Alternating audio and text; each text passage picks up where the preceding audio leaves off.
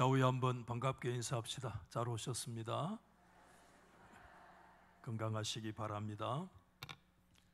여러분, 예수님께서 이 세상에 계실 때 마지막으로 하신 말씀이 어떤 말씀인가? 우리는 잘 기억하고 있습니다. 복음서 기자들마다 조금씩 차별은 있지만은 마태와 마가와 누가는 공통점을 보이고 있습니다. 어떤 공통점인지 보십시오.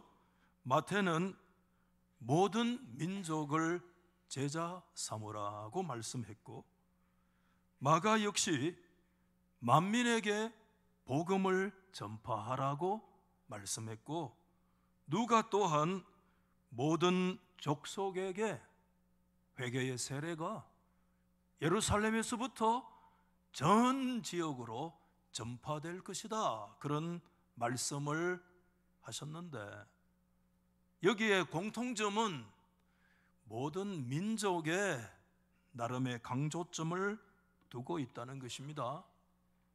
우리는 여기에서 복음의 첫 번째 특성을 쉽게 발견할 수 있는데, 그것은 복음의 세계성이라는 것입니다. 여러분, 예수 그리스도의 복음은 한 번도 세계성을 잃어본 적이 없습니다. 물론 복음은 대구에, 서구에 어떤 특정한 지역에 전파되어지는 지역성을 반드시 가지고 있지만, 그러나 복음은 그 지역성과 더불어서 세계성을 반드시 지향하고 있다는 사실을 우리는 잊어서 안 되겠고, 만약에 어떠한 지역에 그리스도의 복음이 갇혀 있다고 하면 교회 역사를 통해서 볼 때 그 시대가 바로 교회의 타락의 순간이었다 하는 것을 우리가 기억할 수 있습니다.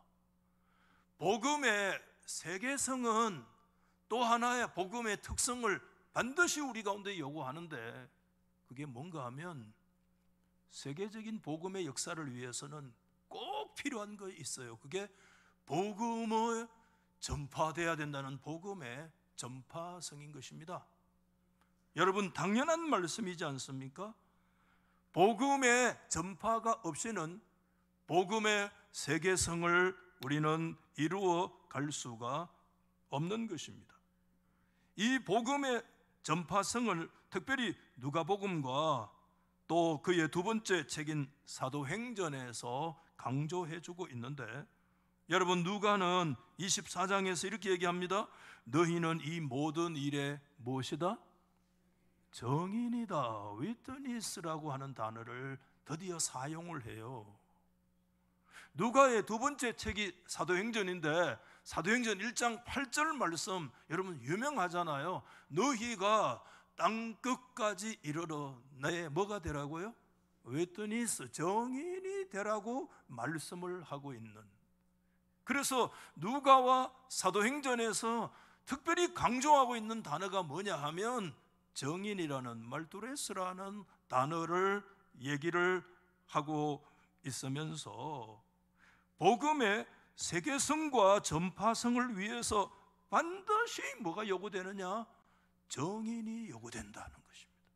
다시 말하면 정인 없이 복음의 세계성을 이룰 수 있는 길은 없다는 것이 누가와 사도행전의 강조점이라는 거 우리가 생각하게 된다면, 그런 측면에서 여러분, 이 정인의 측면에서 우리가 사복음서가 있잖아요. 첫째는 무슨 복음요?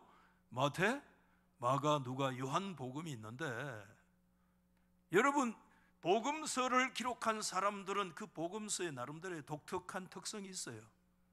마태가 그리는 예수님의 상이 있고요, 마가, 누가가 그리는 상이 있는데, 그 가운데 특별히 여러분, 사도 요한이 그리고 있는 요한복음에서의 예수상은 어떤 예수상인가? 학자들은 아주 독특한 얘기를 합니다. 요한복음에서 그리는 예수상은요, 세상 앞에서 재판을 받고 계시는 그리스도의 모습으로 그려져 있다. 여러분, 이런 말씀을 들어보신 적 있어요? 예수님은 거대한 세상 재판에 뭘 받고 계시는 분으로요? 재판을 받고 계시는 그리스도 상이 사도 요한이 요한복음에서 그리고 있는 그리스도의 모습입니다. 왜 그런 모습으로 그리고 있을까? 여러 가지 이유가 있을 수 있겠는데, 우선 여러분, 요한복음이 기록된 시기를 생각해 보면 여타복음서에 비해서 30년 정도 요한복음은 늦게 기록됐어요. 그래서 주후 90년 초중반에 우리가 기록된 것으로 얘기를 한다면, 그때 요한복음이 기록될 때의 당시의 세계의 모습은 어떤 모습이었는가 하면, 그리스도의 복음이요, 세상으로부터 강력한 도전과 비난을 받고 있는 그런 상황이었다라고 하는 것입니다. 대표적으로 그 당시 로마의 황제가 누구였는가 하면 도미티아누스라는 황제입니다.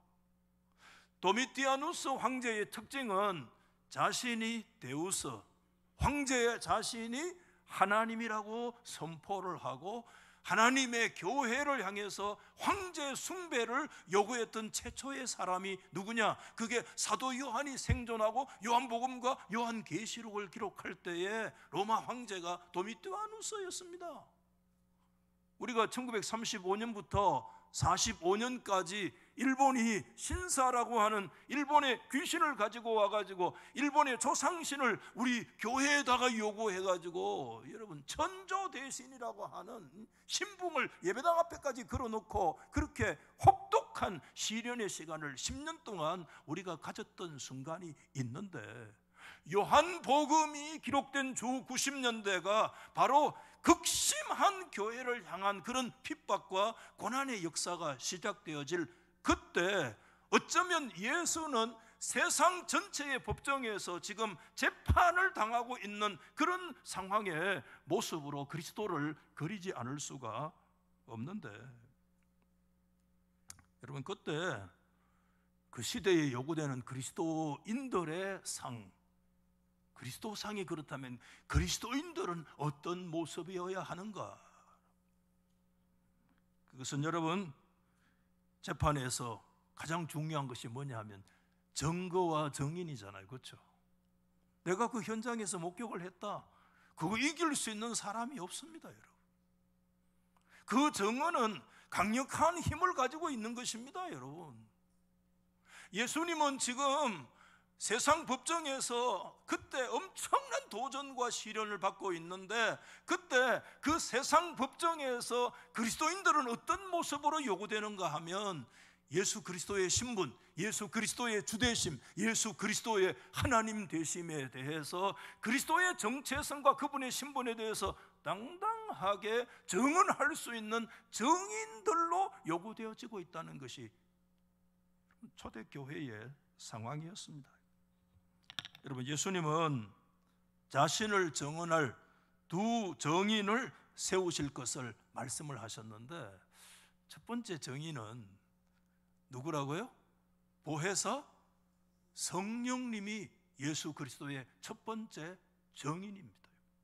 여러분, 요한복음 15장 26절 말씀에 예수님 말씀했습니다. 내가 아버지께로부터 너희에게 보낼 보혜사 파라클레토스, 곧 아버지께로부터 나오시는 진리의 성령이 오실 때 그가 나를 뭐 하실 것이다?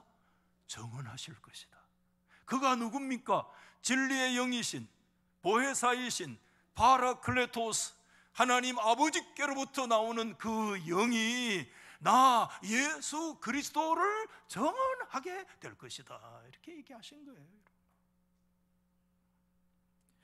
여러분, 예수님이 세우신 첫 번째 증인은 사람 아니에요. 성령님이 그리스도의 첫 번째 증인입니다. 제가 아주 좋아하는 책이 싱클레어 퍼거슨이라는 분의 성령이라는 책인데, 참 성령론을 나름대로 이 성경적인 입장에서 잘 정리했던 그런 유명한 책을 제가 좋아하고 그렇습니다만은, 그 성령의 첫 번째 장이 무슨 장이냐면 그리스도의 영이라 이렇게 되어 있으면서, 거기에서 퍼거슨은 이런 문장으로 하나 요약을 하고 있습니다. 요람에서 무덤까지, 그리고 보좌에 이르기까지. 우리 한번 받아십시다. 성령은 성자의 영원한 뭐죠? 동반자. 참 좋아하는 말입니다. 성령님의 특성을 정확하게 얘기하는 아주 짧은 문장이지만, 성령은 성자 그리스도의 영원한 동반자였다. 여기에서 요람에서 무덤까지는 예수님을 말해요. 예수님이 세상에서 성육신하시고 예수님이 죽으시고, 아니 죽으신 이후에 부활하셔서 하나님의 보좌 우편으로 성천하셔서 그 보좌 우편에 앉으시는 그리스도의 전 과정 속에서 한순간도 성령님과 동반된 역사가 떨어진 경우는 없었다는 겁니다. 성령과 그리스도는 불과 분의 동반자이고, 그리스도의 모든 행동은 성령의 임재하에서 나타났고, 예수님의 전 3 영역에서 예수님과 보혜사 그분의 연합은 완벽한 연합이었다 말씀을 해주고 있고, 그렇기 때문에 여러분, 성령님의 제일 되는 사명이 뭔 줄 아십니까? 우리 뭐 성령 그러면 마치 무슨 카리스마틱한 어떤 지도자가 자기가 마음대로 막 부리는 영이라고 생각하는 것처럼 오해되어지고 있는데, 성령은 온전한 하나님이신 줄 믿습니다. 그 성령님의 여러분 최고의 제일 사명이 뭔 줄 아세요? 성령 그러면 우리가 제일 먼저 은사 생각하잖아요. 막 병 고치고 뭐하고 막. 은사가 아닙니다. 그거는 세컨다리 두 번째입니다. 프라이머리 첫 번째, 성령님의 제일 사역은 뭐냐 하면, 한번 받아하십시다. 예수 그리스도를 증거하는 것. 예수 그리스도를 증거하기 위해서 성령의 은사가 필요한 것이지, 은사 자체가 목적이 아니잖아요. 병 고치는 것이 목적이 아니고, 귀신 쫓아내는 것이 목적이 아니고, 어떤 것들이 목적이 아니라 그 모든 것들을 통해서 궁극적으로 성령께서 지향하시는 거 뭐냐 하면 예수 그리스도를 드러내고 나타내는 거야.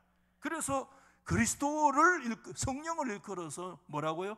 그리스도의 영이다 라고 하는 이 말씀은 정확해요, 여러분. 그리고 예수님은요, 또 하나 자신을 위해서 정인을 세우시는데, 그 두 번째 정인이 누구냐 하면 제자들입니다. 역시 요한복음 15장 26절 말씀에 예수님께서는 성령 정인에 대해서 얘기하신 다음에 바로 이어서 27절에 이렇게 얘기하셨습니다. 너희도, 여기 너희는 예수님 앞에 앉아있는 1차 예수님의 12 제자들이잖아요. 그 제자들을 향해서 너희도 처음부터 나와 함께 있었기 때문에 뭐 하느니라? 정언해야 된다고 말씀을 하고 있는 것입니다. 예수 그리스도와 성령님은 영원한 동반자이기 때문에 성령님은 그리스도를 증거하는데 모든 자격과 권위를 구비하고 있는 것처럼, 예수 그리스도의 제자들은 처음부터 그리스도로 부름받았기 때문에 그리스도를 증언해야 될 그 모든 권위와 사명과 책임이 부여되고 구비된 존재라는 것을 예수님은 제자들에게 말씀을 하고 계셨습니다. 여러분, 예수님은 지금 어떤 모습이라고요? 세상에서 뭐 받고 계신다고요? 재판을 받고 계세요, 여러분.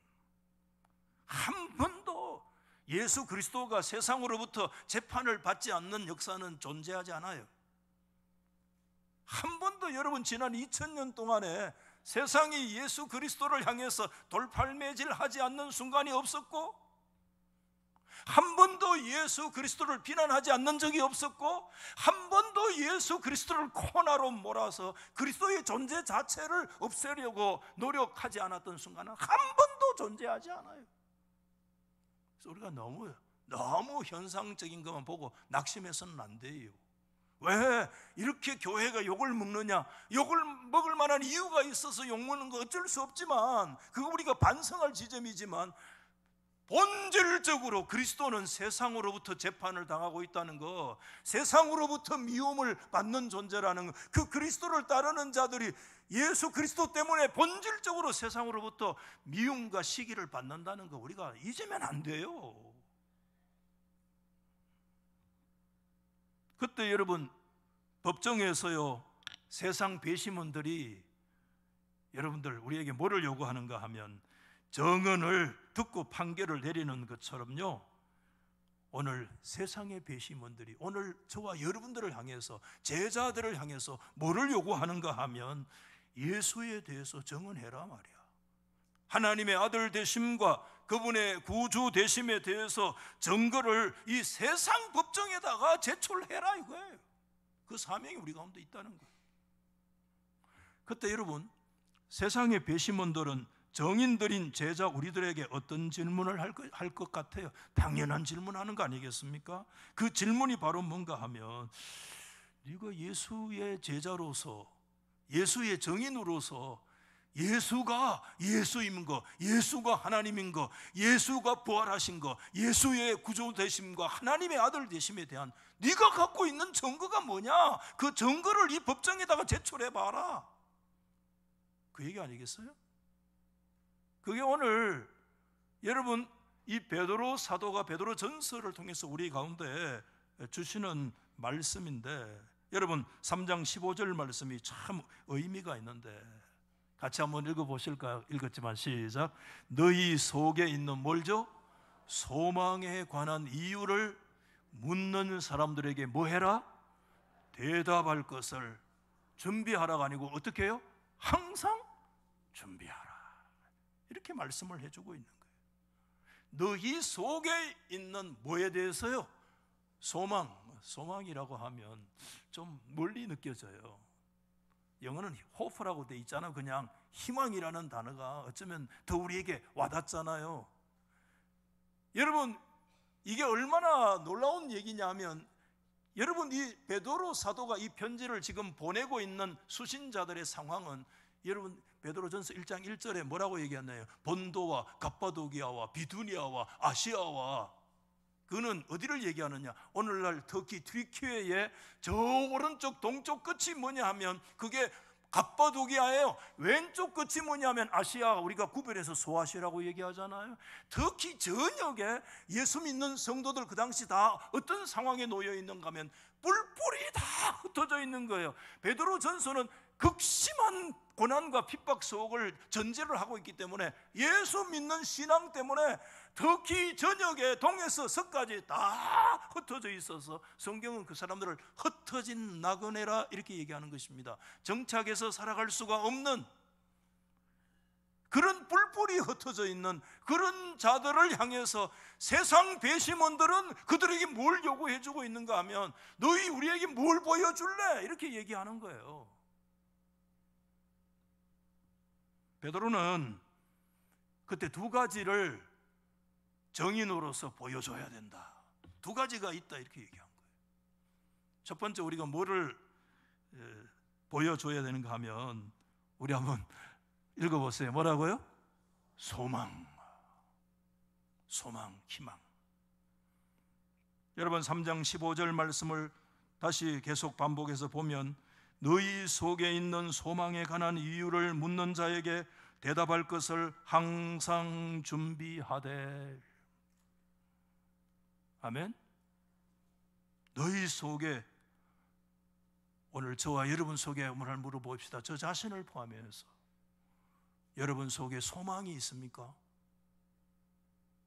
말씀드렸잖아요. 1세기에 베드로의 이 당시 편지를 받는 수신자들은 극심한 박해 속에 놓여 있어요. 제가 가끔 그런 얘기 하잖아요. 기회가 되면, 여유가 있으면 반드시 어디 한번 가보라고요. 이스라엘도 한번 꼭 가보고요. 또 저 터키의 상황에도 한번 꼭 가보세요. 터키의 오른쪽이 어디냐면 갑바도기아예요. 그 갑바도기아에 가보면 괴레메, 또 갑바도기아의 특별히 어느 지역을 데린구유 이런 지역이 있어요. 그런 지역에 여러분 가서 보시면 우리가 카타콤은 지하 동굴을 얘기하는데 성도들이 있었던 초대교회, 로마에 카타콤 있어요. 그러나 로마에만 카타콤베가 있는 게 아니에요. 제가 직접 가본 카타콤베는 그 터키 오른쪽에 갑바도기아 그 대린 구유에 뚜껑 열고 들어가 보면 밑에는요 수십 수백 개의 땅굴로 다 돼 있어요.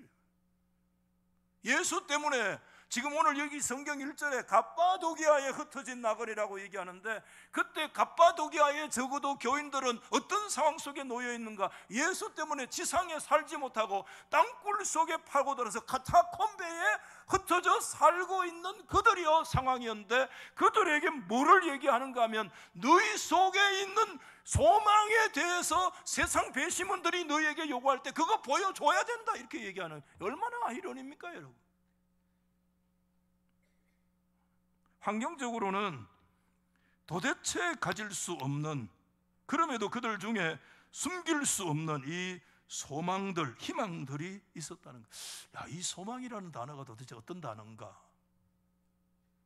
다시 한번 이 소망이라는 단어를 쭉 살펴봤는데, 헬라말로 엘피스라는 단어가요, 영어로는 그냥 희망이라, 호프라는 말로 번역될 수밖에 없고, 우리말로는 그저 소망이다 또는 뭐 희망이다 이런 말로 번역될 수밖에 없습니다만, 이것은 단지 그런 뜻만은 아니에요.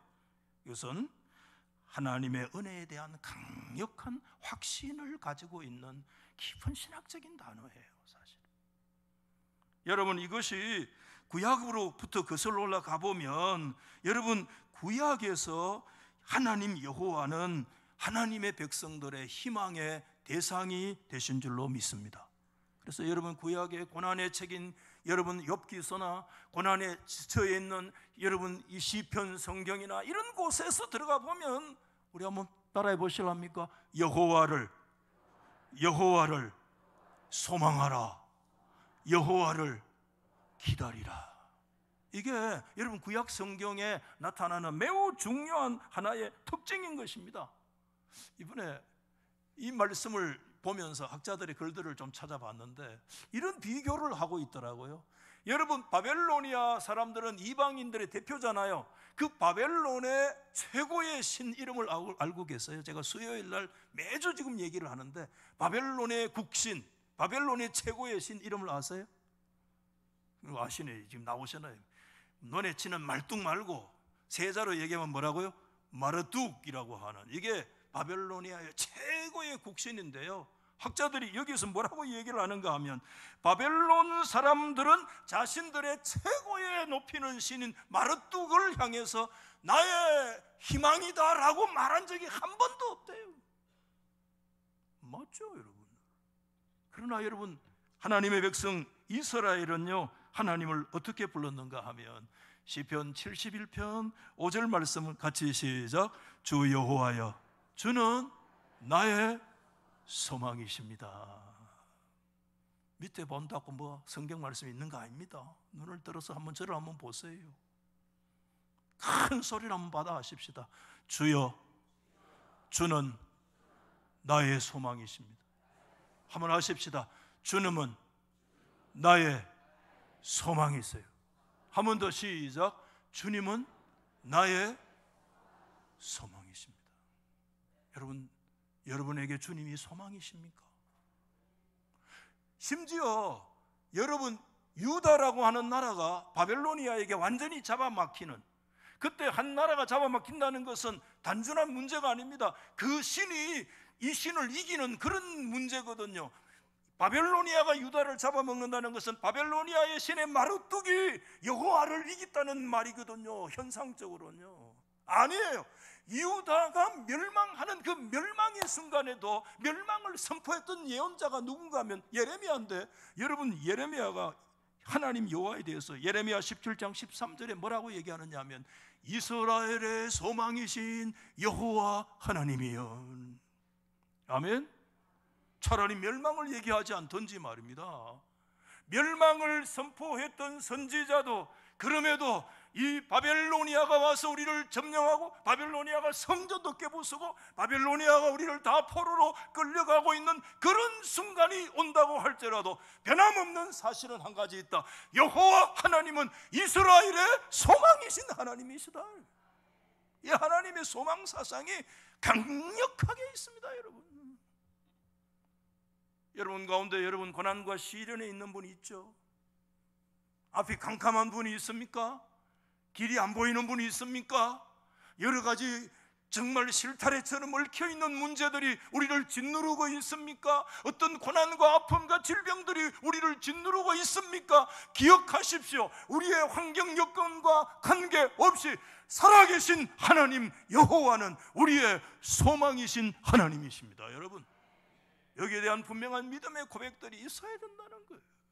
그래서 베드로는 이 소망을 일컬어서 무슨 소망이라고 얘기했는가 하면 죽은 소망이 아니라 리빙 호프, 살아있는 소망이다. 할렐루야.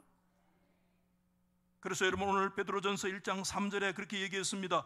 우리 주 예수 그리스도의 아버지 하나님을 찬송하리로다. 아니 카타콤베 지하 동굴에 처박혀 있는데 예수 때문에 그때 우리 주 예수 그리스도를 찬송하리로다. 왜? 그 많으신 긍휼대로 예수님 죽은 자 가운데 부활하셨고 부활하심으로 우리를 거듭나게 하셔서 우리에게 리빙 호프, 살아있는 소망을 갖게 하시는 하나님을 찬양합시다. 왜 우리에게 소망이 살아있는 소망이냐? 하나님은 살아계시기 때문에, 예수 그리스도는 죽음의 권세를 이기셨기 때문에, 죽음의 권세를 이기신 그리스도께서는 저와 여러분을 죄와 사망에서 건지시고 하나님의 백성으로 거듭나게 하신 하나님이시기 때문에 그 소망은 죽은 소망이 아니라 살아있는 소망이다라고 하는 것입니다. 아멘. 그러므로 여러분, 이 소망은 반드시 뭐와 함께 짝을 이루고 가는가 하면 소망은 믿음과 반드시 짝을 이루고 살아가고 있어요. 소망과 믿음은 쌍둥이입니다. 소망과 믿음은 색깔이 다른 서로의 이름일 수도 있습니다, 여러분.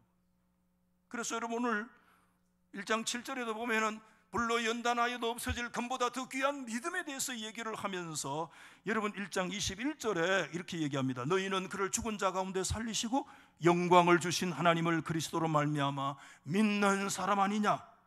너희 믿음과 소망이 하나님께 있게 하셨나니라. 여러분, 두 가지 팔이 있듯이 오늘 우리에게 믿음의 팔, 소망의 팔이 함께 가야 될 줄로 믿습니다.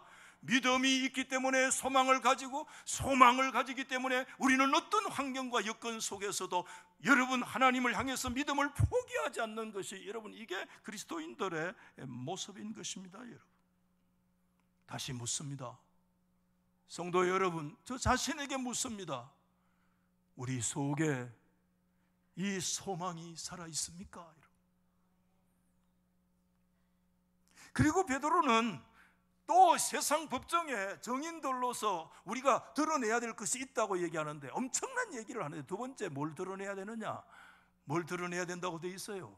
앞을 봐야지 뭐 글이 보일지, 뭐 밑에 있는데 글이 보입니까? 두 번째 뭐라고요? 기쁨이라는 단어가 엄청난 단어예요. 기쁨. 여러분, 베드로전서 1장 8절 말씀에 예수를 너희가 보지 못하였으나 사랑하는도다. 이제도 보지 못하나 믿고 말할 수 없는 영광스러운 즐거움으로 뭐하니? 기뻐하니. 이런 얘기를, 아주 독특한 표현인데요, 기쁨은 기독교 신앙의 특징입니다. 먼저 여러분에게 질문합니다. 저에게 묻습니다.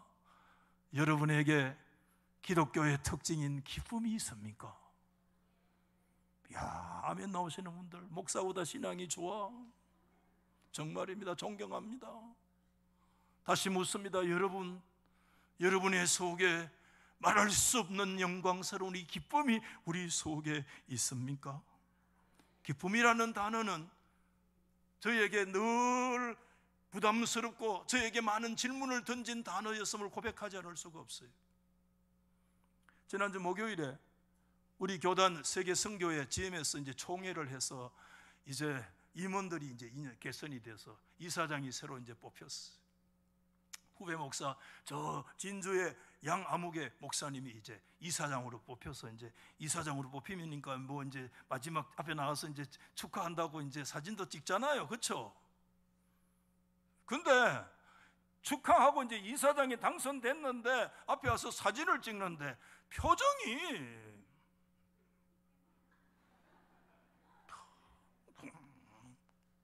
그분이 늘 그래. 예, 그래가지고 옆에 제가 제일 뒤에 서 있었는데 저의 선배 현 아무개 목사님이 날 보고 이러더라고요. 툭툭 치면서 박 목사, 저 봐라, 저 양 목사, 저 봐라, 저 항상 표정이 저 모양이다. 저거 오늘 얼마나 기쁜 날인데 저 봐라, 인상 봐라. 그까지는 좋았는데 그 다음에 이러더라고. 툭 치면서 박 목사, 니도 그렇대 이 카드리. 야, 왜 그게 또 뭐고? 1절만 하지. 와, 2절까지. 니도 그렇다 이 하는 거야. 뭔 말이? 난 말을 안 했더니 페이스북이라는 거 있잖아요. 페이북을 늘 보는데 페이북에 사진 보니까요. 니도 항상 이렇게 하는 거 모르나? 니도 이렇게 한다는 거야. 야, 그래 조금 동의는 되는데 내가 그 양 아무개 목사보다는 좀 낫습니다. 그분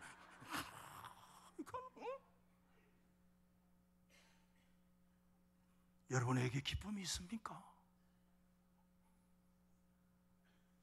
지난주 수요일에 이제 이번에 처음 학기가 시작이 돼가지고 오전에 가서 첫 번째 강의를 하고 이제 첫 시간이라 좀 일찍 마치고 학교에 이제 서점에 가서 이제 책을 구입하려고 몇 권에 보고 있는데 옛날에 조교로 있었던 제자가 헐레벌떡 뭐 책 사러 들어왔다가 저를 보고 아이고 목사님.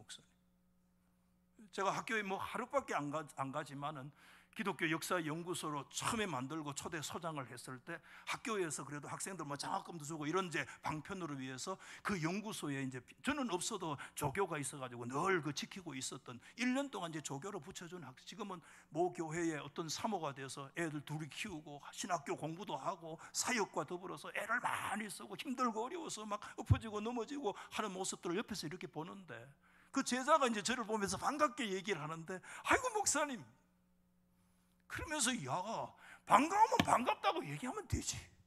그 다음에 뭐라고 얘기하느냐 하면 지난 학기에 제가 신학대학원 학생들 38명 대상으로 아우구스티누스를 열심히 강의했어요. 나름대로. 그랬는데 저는 이미 그 전에 배웠기 때문에 안 들어와도 되는데 가끔 제가 이제 한 서너 번 청강하러 또 들어온 거야. 다 배운 내용이 있지만 제가 들어왔는데 몇 번 청강하러 들어왔어요. 그러고 나서 지가 그날 만나가 날 보고 이러는 거예요. 지난 학기는 수업에 들어가 보면 목사님이 마음이 엄청 슬펐어 이러더라고. 네가 내 마음도 갔다 왔나? 내가 그 얘기는 안 했는데 제가 몇 번 강의를 들어보니까 목사님의 마음이 되게 슬프구나. 그런 거 슬픈 걸 느꼈다는 거야. 여러분 제 자랑입니다만은 여러분 지난 학기 38명 학생들 신대원 가르치면 학생들이 평가를 해요. 한 학기 마치고 나면 12개 항목으로 수업을 제대로 했나, 시간을 지켰나, 뭐 했나 철저하게 한두 사람은 자기 마음대로 할 수도 38명이 체크를 하면요 점수가 딱 나와요. 100점 만점에 몇 점이 딱 나와요. 100점 만점에 제가 몇 점 맞은 줄 압니까? 믿음이 90점이라 한다. 여기 믿음이 좀 부족하다. 98점 맞습니다. 100점 만점의 강의평가 제가 여러 번 계속 1등 했어요. 제가 부족하지만 그 정도로 저는 한 학기 열심히 했는데 쥐는 계속 듣지도 않았는데 서너 번 청강 들어왔는데 들어올 때마다 목사님의 마음이 슬프다. 내가 혼자 생각은 지 마음이 슬프기 때문에 그런가 아이가. 지도 힘들었거든. 교회 사역하고 남편 사역하고 애 둘 키우고 지도 공부하면서 또 지도 사모로서 다른 교회 가서 전도사하고 지도 얼마나 힘들었는지 몰라. 그럼 내가 니도 힘들어 그런 얘기는 안 했어. 근데 내가 내 자신을 좀 돌아보게 되더라고요. 여러분 다시 묻습니다. 여러분에게 기쁨이 있습니까? 여러분 베드로는 고난 중에 있는 성도들이 세상 배심원들에게 이 기쁨을 보여줘야 된다고 얘기하는데 야, 이 부담스러운 단어 이 기쁨이라는 단어가 도대체 어떤 뜻인가 그렇게 해서 제가 이 대대적으로 이걸 살펴봤는데 저희 조교가 여기 앉아 있잖아요. 지금 조 아무개라고 이러고 미국의 칼빈 데올로지컬 세미나리를 졸업했던 구약 전공. 그래서 구약할 때 내가 많이 물어봐요. 그래서 야, 여기에 이 단어 조사해봐라. 조사해가지고 나한테 왔는데 10페이지를 조사한 거야. 인간이 10페이지. 단어 하나로 10페이지 하면 됩니까? 그래 내가 꼼꼼히 읽어봤잖아. 이 단어가 어떤 단어인가 하면 헬라말로 아갈리아오, 발음을 잘해야 돼요. 아갈리아오 이런 뜻인데, 이걸 꼼꼼하게 연구를 해보니까 다 연구했는 거 말 못해요. 그런데 뭔 뜻인가 하면 이게 최고의 기쁨, 몹시 기뻐해. extremely joyful, 이것을라고 하는 최고의 기쁨을 얘기하는 게 이게 뭐냐? 이게 아갈리아오, 이게 기쁨이라는 거야. 여러분, 이것이 구약적인 배경으로 들어가 보면 이 내용은 뭐를 얘기하느냐 하면, 구약적인 배경에서는요, to call loudly, loudly가 뭐냐면 큰 소리로 외치는 거예요. 여러분, 큰 소리로 외치는 것이 loudly인데, 여러분 도저히 견디지 못해서 익스트림으로 극단적으로 기뻐하는 이 조이풀, 이 기쁨이 아갈리아오가, 여러분 극단적인 시련 속에 놓여있는 베드로 이 서신의 수신자들이 뭘 가지고 있었는가? 이 아갈리아오가 그들의 마음속에 있었다는 거. 이게 얼마나 가슴 아픈 얘기입니까? 얼마나 놀라운 얘기입니까? 여러분 다시 묻습니다. 여러분에게 이 아갈리아오가 있습니까? 목사인 저에게 묻습니다. 이 아갈리아오의 근거가 뭘까? 제가 시간상 다 말씀 못 드려, 또 저도 잘 모르겠어요. 그러나 여러분 8절 성경에 8절 안에만 다 요약을 해서 보면, 예수를 너희가 보지 못하였으나 사랑하는도다. 좀 문장이 어색한데요, 한번 따라 하실랍니까? 너희가 예수를 그래도 사랑하네. 예수를 사랑하네. 여러분 예수님 사랑하십니까? 정말 예수님 사랑하세요? 이 말은 무슨 뜻인가 하면, 예수가 너의 생애의 목적이냐는 겁니다. 예수가 너의 생애의 수단이 아니고 예수가 너의 생애의 목적이냐. 너의 환경과 여건과 여하를 떠나서 너희들이 예수를 사랑하느냐 하는 질문을 우리 가운데 던지고 있습니다. 사람들이 여러분을 알아주지 않아도, 공동회에서 떨어져도 예수님 사랑합니까? 섭섭할 수는 있지만 그 섭섭함이 예수 그리스도를 사랑하는 것을 능가하지 못해요. 공동회에 딱 떨어지니까 딱 그 다음 주에 도망가면서 세상에 이런 교회 처음 봤다 이렇게 하면서 그 다음부터 딱 갚보더라고. 나는 세상에 저런 사람 처음 봤다. 그거는 예수가 목적이 아니야. 예수는 수단이야. 저도 가끔 이제 무슨 생각을 하느냐, 은퇴에 대해서 생각합니다. 정년 연장에 대해서 교단의 대표적인 막 대담가 돼가지고, 교단 TV가 개국된 이후에 단일 프로 해가지고 조회수가 11,000번이 넘어간 거는 이제 처음이라, 이제 한 것도 얼마 안 됐지만, 그래가지고 난리가 난 거야. 저는 상식적인 단순한 얘기하고 말았는데 그게 11,000번의 조회가 넘어간 거야. 최초가 된 거야. 그래서 제가 막중한 책임감을 느끼고 있어요. 지금 연장 반대했기 때문에. 그래서 이번 총회 때 박창식 목사를 지금 체포를 해라, 지금 그런 말이 지금 돌고 있어요. 우스갯소리이기는 하겠지만, 아래 교단에 갔더니 하는 말이 CTV에서 와가지고 이렇게 하는 거예요. 목사님, 연장 반대 대담 2탄 하입시다.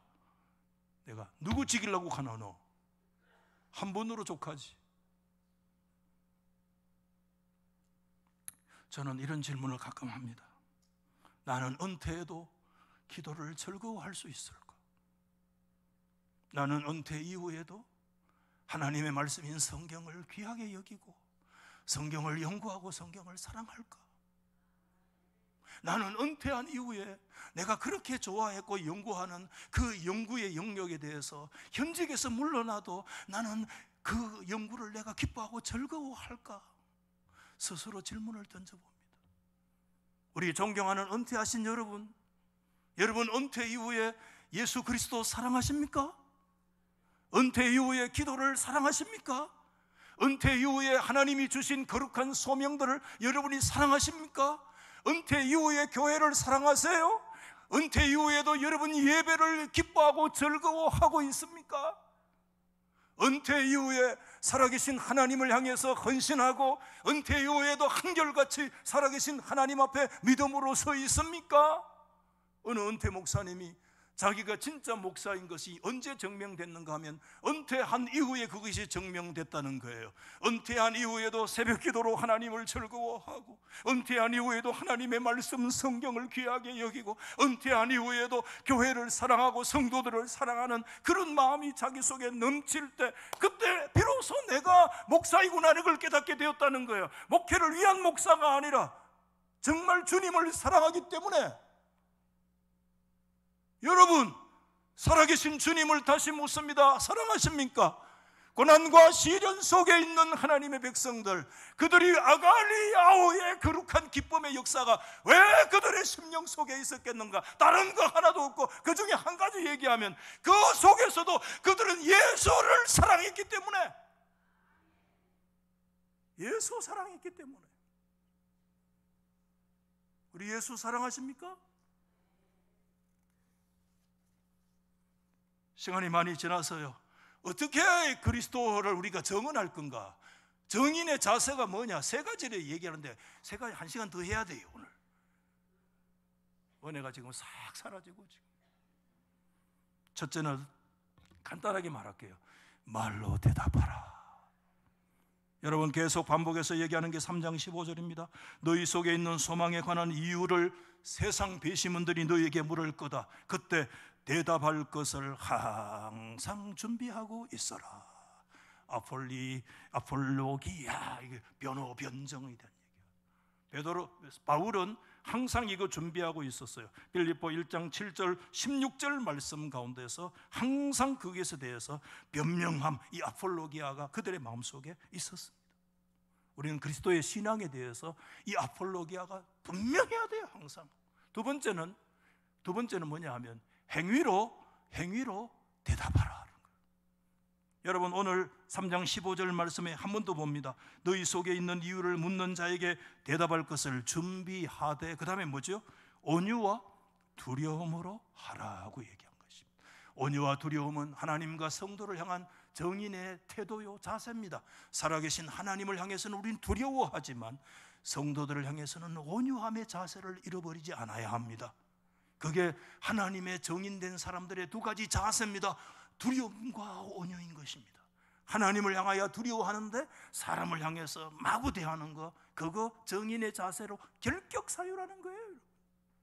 온유와 하나님 앞에 두려움의 역사가 우리 속에 계속해서 유지되기를 주의 이름으로 축복합니다. 마지막 세 번째 받아십시다. 함께 대답하라. 함께 하라. 여러분, 정언의 공동체성을 얘기하고 있는 것입니다. 우리는 신약 성경에서 인칭 단수 you, 너에 대해서 얘기하는 것이 아니라 항상 복수로 너희에 대해서 얘기합니다. 우리는 이 정언의 사명을 너무 개인적인 것에만 국한시키고 그렇게 범위를 좁히는 경향이 있습니다. 그런데 하나님의 교회 신약의 특징으로 들어가 보면 정언은 개인적으로도 반드시 해야 되겠지만 교회 전체적으로 해야 될 존재 이유인 것입니다. 싱클레어 퍼거슨 좋아하는데 우리가 교회다라는 그의 책에서 그는 한 줄로 이렇게 얘기를 했습니다. 주 1세기 교회 전체가 복음 전도의 도구였다라는 것입니다. 교회 전체가 그리스도의 복음을 전하는 선한 도구였다. 우리 달리스 교회가 이렇게 되기를 소망합니다. 말씀을 마칩니다. 지금 예수님은 어디에서요? 세상 법정에서 뭐 받고 계세요? 심판받고 있어요. 재판을 받고 있습니다. 그곳에는 정인들이 요구된다는 것입니다. 성령님은 끝없이 그리스도의 영으로 증거하실 것입니다. 그러나 그 성령의 인도하심을 받은 그리스도 정인들을 주님은 여전히 부르고 있습니다. 그리스도의 신분에 대해, 그리스도의 하나님과 그리스도의 구주 되심에 대해서 네가 아폴로기야, 너의 대답할 것을 당당하게 항상 누가 물어도 그게 대해서 뚜렷하게 두려움과 온유함으로 대답해라, 그렇게 말씀하고 있습니다. 이 거룩한 정언, 이것이 오늘 이 가을에 우리 달서 교회에 이 믿음의 공동체의 거룩한 정언으로 다시 회복될 수 있기를 예수 그리스도 이름으로 축원합니다.